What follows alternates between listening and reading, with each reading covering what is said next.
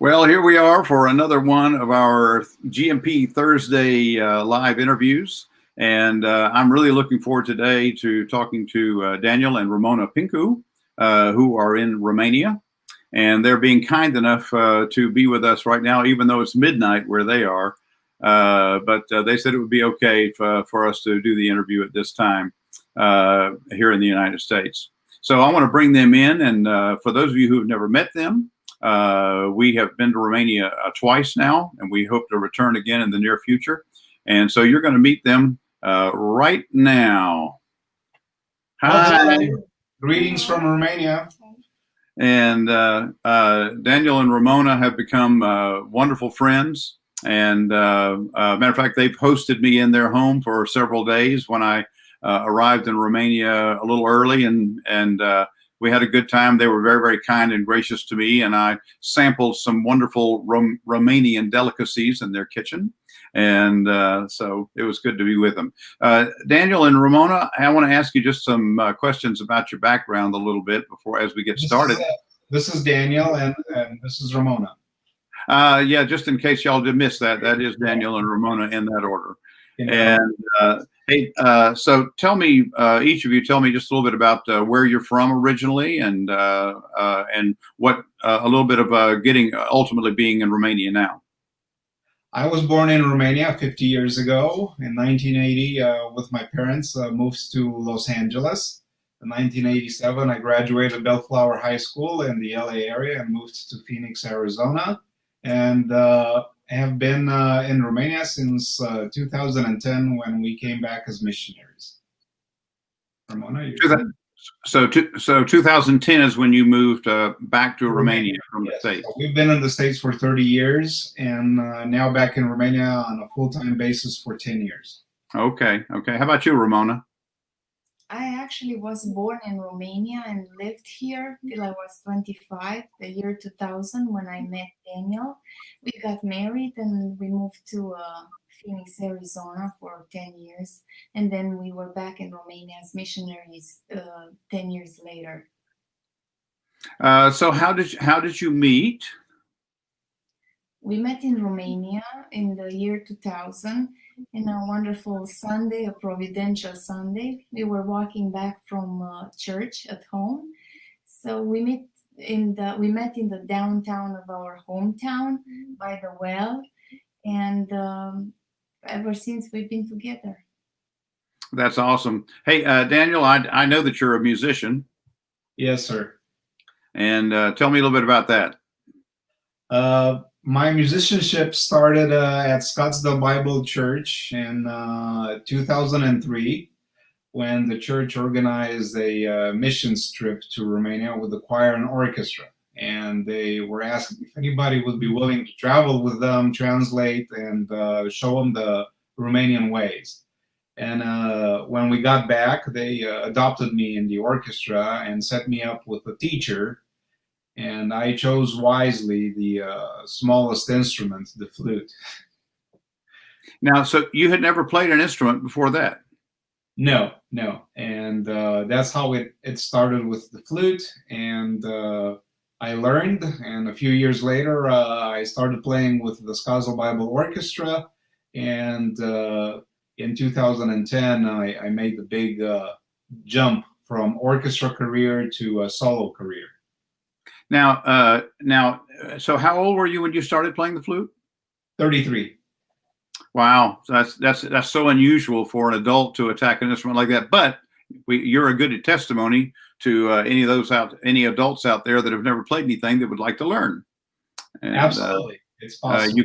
You can do it. Daniel, I'm going to ask you just to scoot over to your left a teeny bit so I can get you a little more in the image there with Ramona. Good. And so Ramona, tell me about, I believe you have a very interesting profession also. I do, but before that, I just wanted to add something about Daniel's story, because we were freshly married and we went to Scottsdale Bible Church, and they had a class there from the Song of Solomon, and I was in love with the song and in love with Daniel. I decided to go to that class, And there I met this flute professor. He was Al Wilson. He was 80 something years old, and we started talking about music. And I told him I have Daniel, who's playing the flute, is my husband. And he said, "Why don't you call him? Because I can teach him some flute lessons." So that's how it all started in Scottsdale Bible Church in Arizona. How about that? And then, as far as I'm concerned, I pretty much studied to be a dentist here in Romania. I finished my dental school and I was in my internship year when I met Daniel. And once we moved to the States, I worked there for 9 years in a dental office.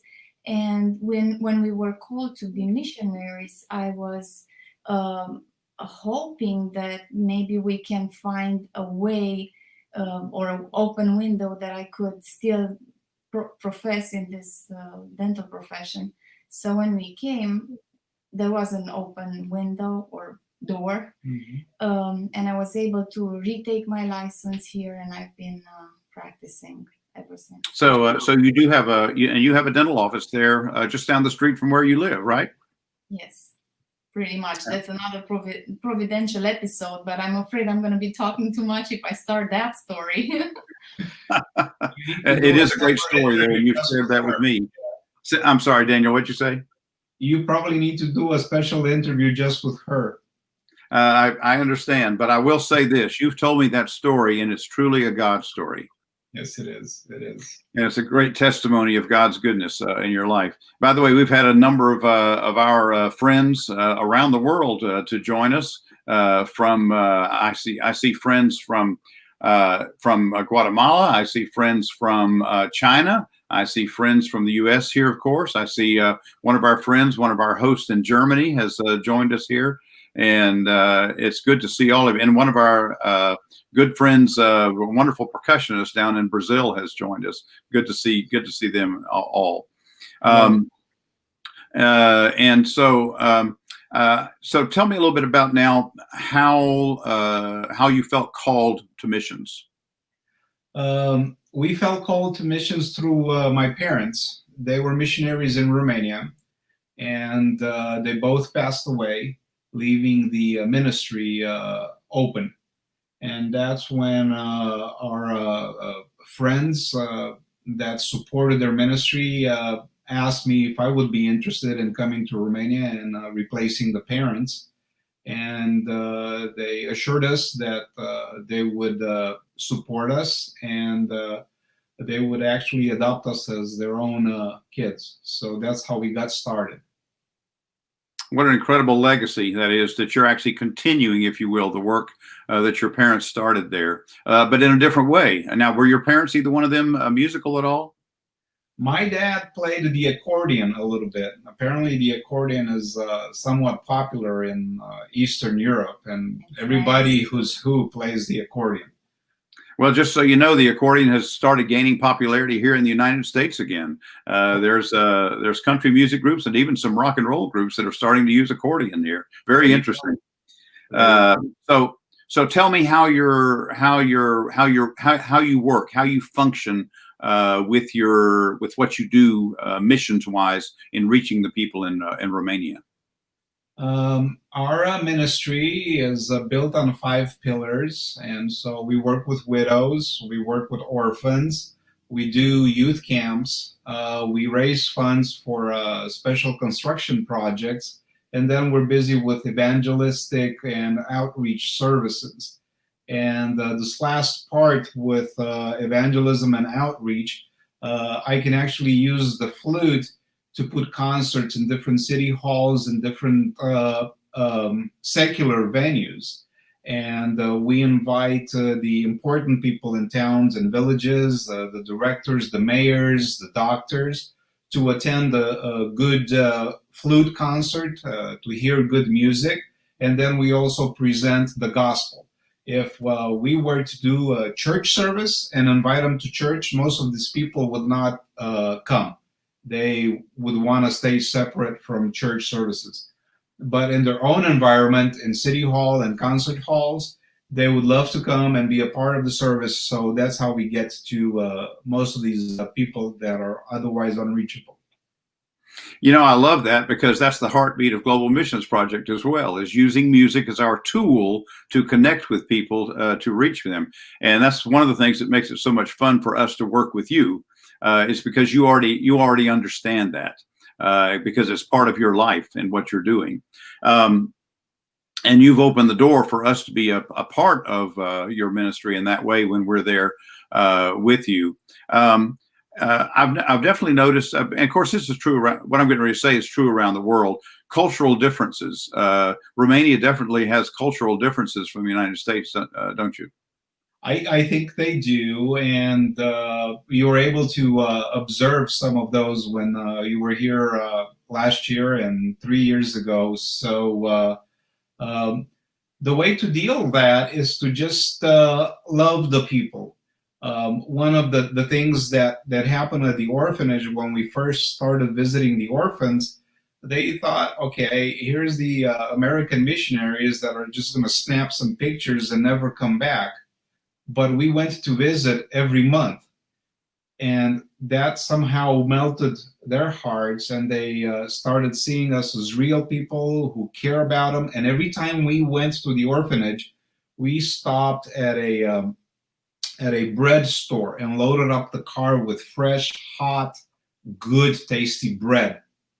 And when we opened the trunk at the orphanage, oh, that smell of fresh bread, it was just a winner for the kids. I love that. And you mentioned something that is so important. And of course, we've discovered that with GMP, with the various places where we go. And but we've already done our second project with you in Romania, and we've already seen a little bit of the difference of the way that the doors open for connections with us there in your country because we came back. Exactly. And so we know how important that is. You can't build relationships on a one-time visit. No, and this is based on what God does for us, because He's faithful and comes back to us day after day after day. After we sin and sin and sin, He still loves us and still comes back and still has grace for us and loves us. And maybe in just a little small way, we can be the same towards the orphans, the widows, the poor, and maybe the directors, the mayors, the higher-ups.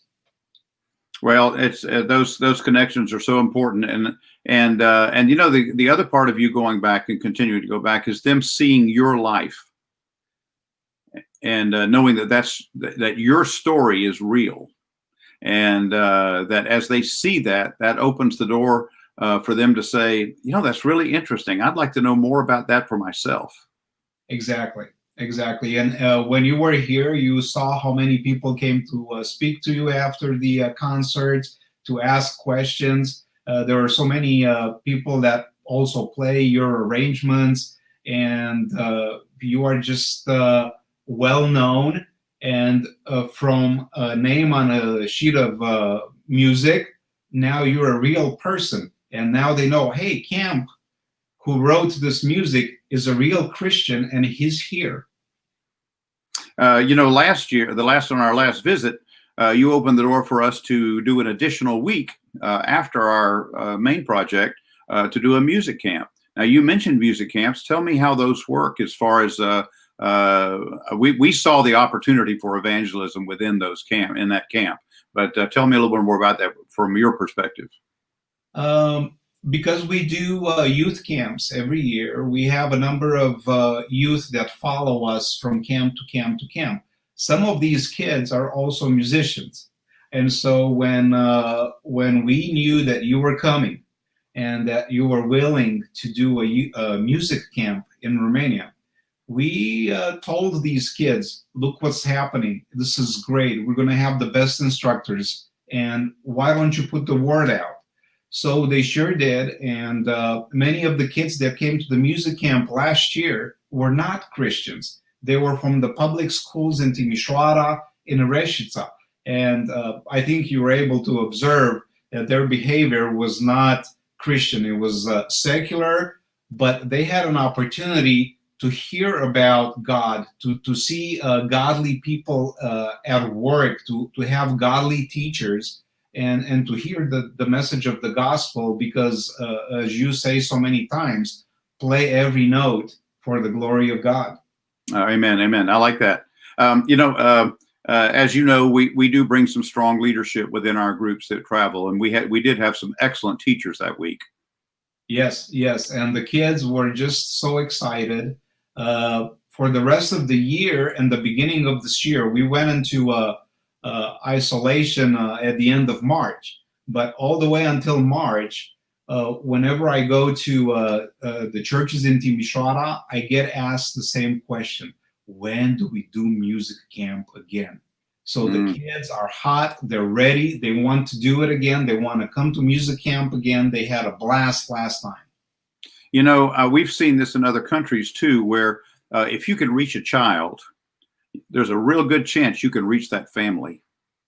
Amen to that. Amen to that. That's how we start. And you helped us with a couple of trumpets for bands here in Romania, and we are very grateful for that work, because we form these bands in small churches with just maybe 5 or 6 Christian kids. The other 20 are from the village, and we're offering free music lessons. And what do you know? On one Sunday, we do a concert with the brass band, and all these kids bring in their parents and their sisters and the brothers and the aunts and the uncles and the grandparents. So now all of a sudden, we reach many more people. I love it. I love it. I have to say on that music camp that we did not have a drummer or a percussionist sign up to be on that music camp. And so there was only one person left that could possibly teach the one young man who was a drummer. He was about 11 years old, and somebody had to do it, and that was me. And I am not a drummer or a percussionist. I've got very, very limited background in that. But you know what? That young man was so sweet, and I had a great time with him, and ultimately got to meet his dad. And that was a really special time for me, barring my lack of ability in the teaching zone, to be able to minister to both that son and his dad, and to show them that we really did care about them. Hey, listen, in Romania, one of the really unique things in the churches there is the kind of musical groups that are all over the country of Romania, and those are brass bands. That's right. Brass band is big in Romania, and not the way it's a cultural difference. It's not the same brass band that you find in the States. They don't use a piano. They don't use strings. It's just strictly metal instruments and the big drums. So that's all they do, and that's what they think the brass band should be. So whenever you do any jazz pieces, they are amazed by jazz Christian music. And I think if you ever come to Romania with the jazz band, oh my goodness, oh, that would be awesome. Well, we may just need to plan to do that sometime in the near future. Invitation. Okay, that's great. I did notice, by the way, I got to sit in on a couple of rehearsals by a combined brass band, and I was really impressed with the musicians and their level of musicianship. They love music. All of them are amateurs. All of them are brought up in church. Many of them do not go to music school, but they love the Lord, and they really enjoyed having you there, because as I said, you were just a name on a piece of paper, but now all of a sudden you are also a real Christian, and you are in front of them. Now, the musical group of the brass bands are very prevalent all over the country, but orchestras not so much so. Orchestras not so much, because there's different instruments involved, and we don't have teachers that can teach all the string instruments. Usually the brass band, the one that we took you to, was formed by a single guy, and he's the one who formed all the musicians. And after they reached a certain point, they were on their own to get better. But we do not have the very good educational system that you have in the States here in Romania. But I believe that Daniel Pincu has started an orchestra. Yes, I started the orchestra at Bethel Church in Timisoara, and we have done maybe 2 appearances in church and 1 online, and we have that video on YouTube somewhere. Well, I'll have to say you've sent me a couple of recordings, and I'm impressed with the progress that group has made. Ramona, tell me how you fit into all this with the music and everything. Daniel plays the flute, and I play Daniel.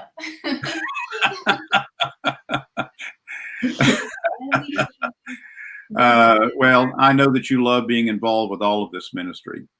She's the picture taker. Yes, I'm the very important role. That's right. Very important role. Well, Daniel, our time's about up here, so we're going to close this out. But I do want you to know we're looking forward to the next opportunity to join you again in Romania, but you and Ramona both.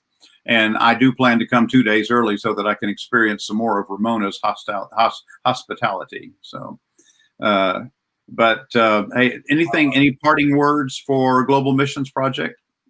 Continue to do what you've been doing, because through music, you can reach people at all sorts of levels.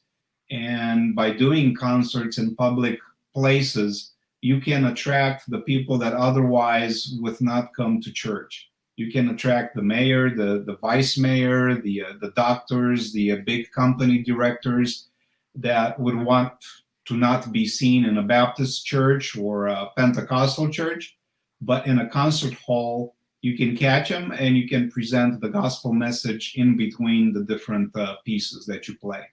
I love that.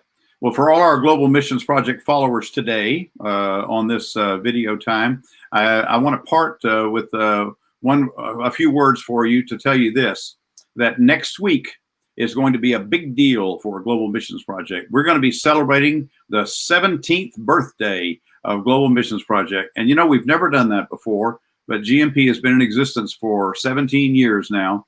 And we're going to be talking, we're going to have a live interview activities every single day next week, Monday through Friday. So we want all of our GMP followers to be prepared to tune in next week and check out all the things that we're going to be, people that we're going to be talking to, and different things that we're going to be presenting. And we want you to know also, I want to say this, that, and I'm going to mention this again next week significantly, but we are, God willing, we're hoping that we're going to resume our travel activities in October of this year to Poland, to Ukraine, and ultimately to Guatemala at the end of the year. And we desperately need musicians to go to Ukraine with us to help form the orchestra. This was a very late planned project, and we'd love to see many of you GMP musicians sign up to join with us and go to Ukraine in October. You can find that project on our website at globalmissionsproject.com. Daniel and Ramona, God bless you, and as you serve the Lord, and we're going to be excited to see you again, hopefully very, very soon. And God bless all of the GMP followers today. Okay, God bless you.